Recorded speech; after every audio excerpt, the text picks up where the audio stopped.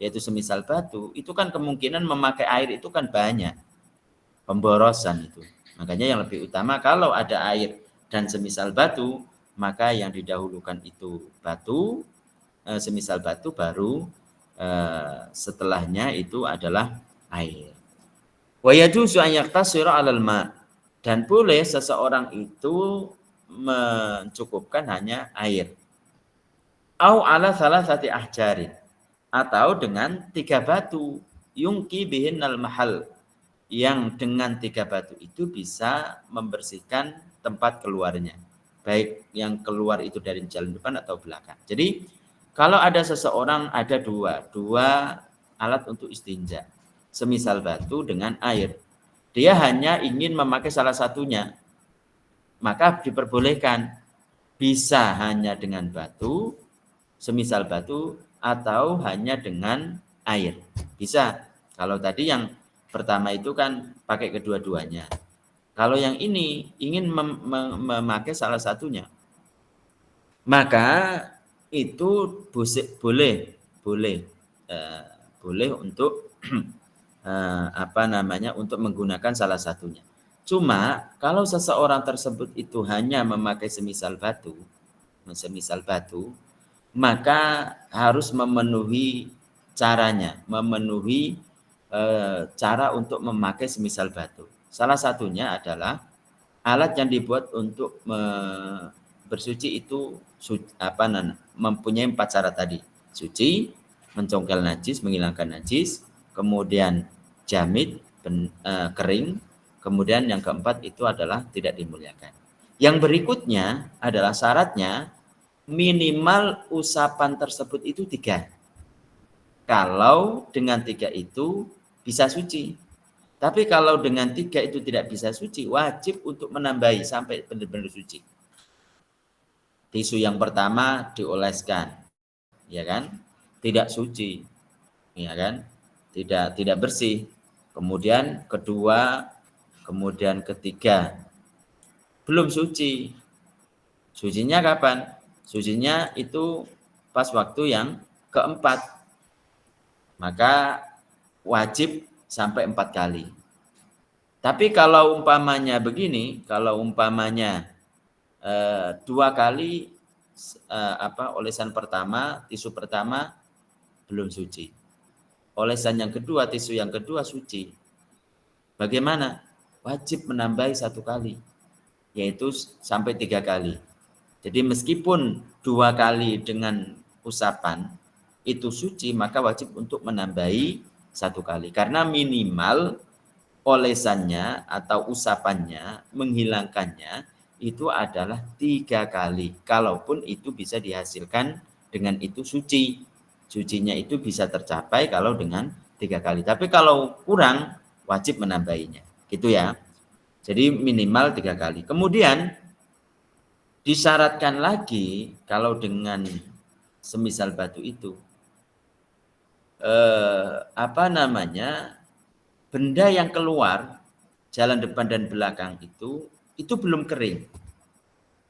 Tapi kalau sudah kering, ya pergi ke WC, WC-nya bagus sekali kan, sampai di situ itu bawa bantal dia. Kemudian apa?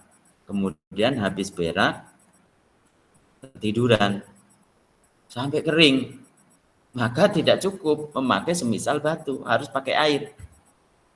Itu yang pertama. Yang kedua, benda yang keluar itu tidak keluar dari tempat keluarnya, tidak sampai berpindah sampai melewati tempat keluarnya. Kalau berak tapi sampai ke pantat, ya kan, apalagi sampai ke lutut dan lain sebagainya, maka tidak bisa membersihkannya itu dengan semisal batu, tidak bisa membersihkannya itu dengan tisu, harus dengan air. Harus dengan air. Itu syaratnya supaya seseorang itu cukup membersihkan perkara yang keluar dari jalan depan atau belakang dengan semisal batu, yaitu tisu. Itu harus memenuhi persyaratan itu. Yaitu salah satunya adalah belum berpindah dari tempatnya dan belum kering. Bisa dipaham ya. Tapi kalau sudah memenuhi persyaratan, jadi dia masih basah, belum berpindah dari tempatnya, kemudian memakai minimal 3 kali dan itu bisa dihasilkan suci dari 3 kali itu, kemudian alat yang digunakan itu adalah memenuhi perkara 4, maka itu mencukupi dan bisa digunakan untuk sholat dengan itu. Tentunya berwudu dulu, kemudian mensucikan perkara yang keluar itu hanya dengan tisu, kemudian berwudu, kemudian sholat. Itu bisa gitu, bisa dipahamnya. Kemudian fa in arada liktisara ala ahadihima fal ma'u afdal. Apabila seseorang tersebut ingin mengambil salah satunya, tadi kan kita sebutkan yang paling utama itu kalau ada air dengan semisal batu, maka memakai kedua-duanya tapi didahulukan yang semisal batu karena untuk menghemat air kan. Tapi kalau umpamanya salah satunya aja, udahlah pakai yang semisal batu aja, atau yang satunya udahlah pakai air saja. Maka apa yang lebih utama? Yang lebih utama pakai air tentu. Kenapa? Karena bisa menghilangkan sisa dan bekas-bekasnya. Beda kalau umpamanya memakai semisal batu, itu kan masih ada bekasnya itu. Tapi kalau sudah memenuhi persyaratan tadi yang kita sebutkan tadi, meskipun ada bekasnya, sehingga kalau ada keringat itu mengalir ke bagian belakang umpamanya, kemudian ke serwal ataupun yang lainnya semisal serwal, kemudian bau, tapi sesuai dengan cara bersuci cara tadi, itu dimaafkan, tapi kan masih ada bekas. Nah, tapi kalau dengan air itu semuanya bisa hilang.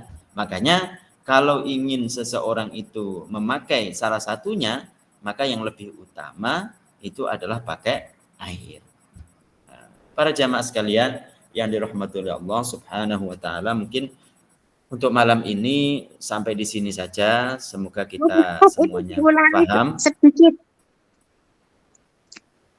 Kenapa? Diulangi sedikit yang basah itu loh, yang terkena basah-basahan.